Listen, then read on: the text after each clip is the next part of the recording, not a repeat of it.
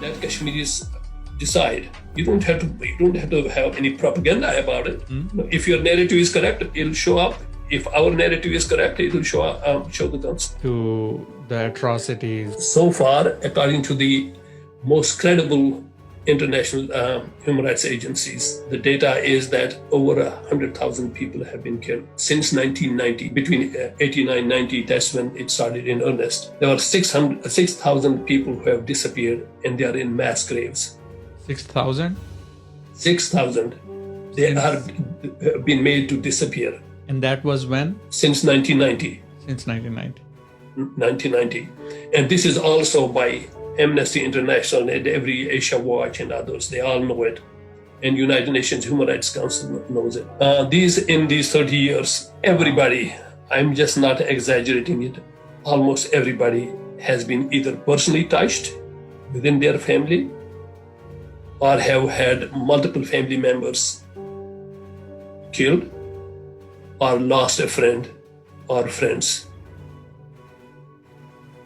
Nearly every Kashmiri living or visiting Kashmir, living in or visiting Kashmir to see their family, has encountered humiliation and indignity at the hands of the Indian forces.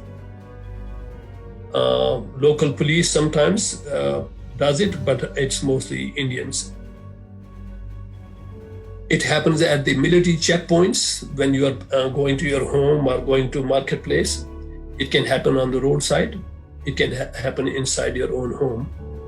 I don't want to speak about my family because there are too many that have died. And it's very close family members. Yeah. There is no sacred space left in Kashmir for Kashmiris. Wow. There is no sacred space.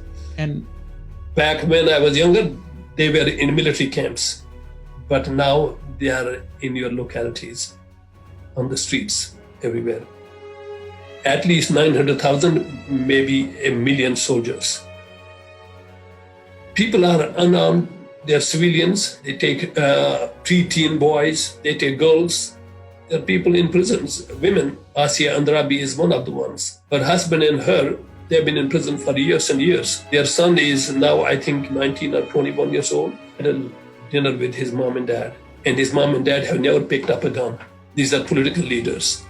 The ratio of military or armed forces to civilians is 1 to 8. Within the valley where they're controlling, there are 8 million people living within the valley, which has been surrounded, which is under siege.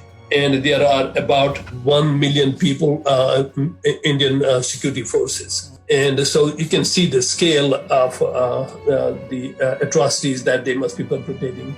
One major event where last year's August 5th, taking away 370, Article 370. So how has they say from their narrative, things have gotten better. We know that is not true. So I wanted to hear your perspective, what happened from August 5th of last. One is our own personal experience and the anecdotes. And we talked to our families, even though there's no 4G there, it's only 2G. Since last year, pretty much all schools have been closed for 1 full year. Wow. That is preceding COVID, since August 5th last year. For months, there was not even 2G. Internet was completely snapped. Okay. We could not, for the first few weeks, talk to our family. Even on the landlines were snapped. There was no WhatsApp. There were no phone lines that were working. Kashmir was almost in abyss at the time for us. Nobody allowed to go from outside, no communication. You could not go inside. Yes, you could not go in, you could not come out at that time. Whenever anybody speaks, you are picked up. You write a post or you write an article, you will go to prison. Wow. Here. Not only in Kashmir, but even those journalists that are inside India, they dare not write anything that's directly critical of India. And international media is not allowed to go in. International media are not allowed to go in. The American Red Cross is not allowed to go in. No human rights agencies from outside can go in. People are locked inside.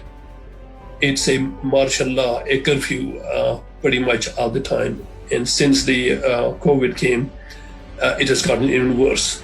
That has given India an excuse to shut people inside. In the hospitals, many of the people that go to hospitals, I just spoke with somebody this morning, about a couple hours ago. He said people don't want to go to the hospitals. Number one, they lock their families away in some concentration camp.